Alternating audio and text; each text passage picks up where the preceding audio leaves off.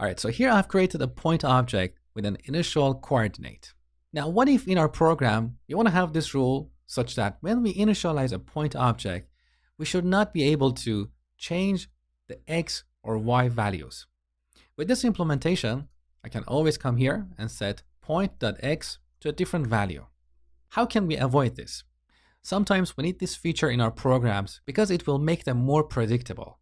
It reduces the chance for bugs. So, how should we prevent the coordinate of this point object to change after it's initialized? Well, in object-oriented languages, we have this concept called access modifiers. An access modifier is basically a keyword that we can apply to a member of a class to control its access from the outside. So in TypeScript, we have 3 access modifiers: public, private, and protected.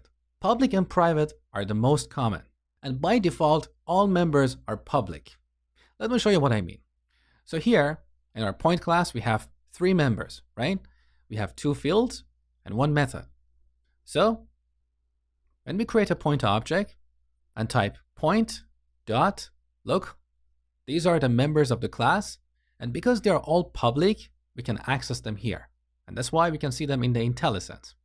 However, I can go here and prefix this field with the private keyword.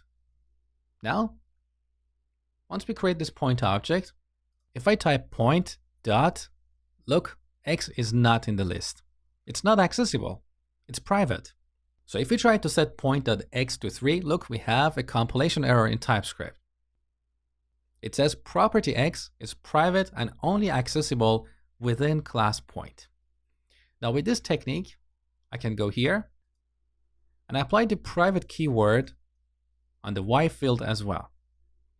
And now, once I initialize a point object, I can no longer change its coordinates. I can only call the draw method. Okay? So this is why we use access modifiers, to control access to certain members of a class from the outside. You can apply these access modifiers on fields, properties, and methods. Now, by default, if you don't set an access modifier, it's assumed to be public. So here, the draw method, as you know, is public. I can also add the public keyword here, but this is redundant. It's just making my code noisy. So you don't really need to add this. It's better to keep your code short and clean and use the private access modifier only when you need to. Next, I'm going to show you one of my favorite features of TypeScript around access modifiers.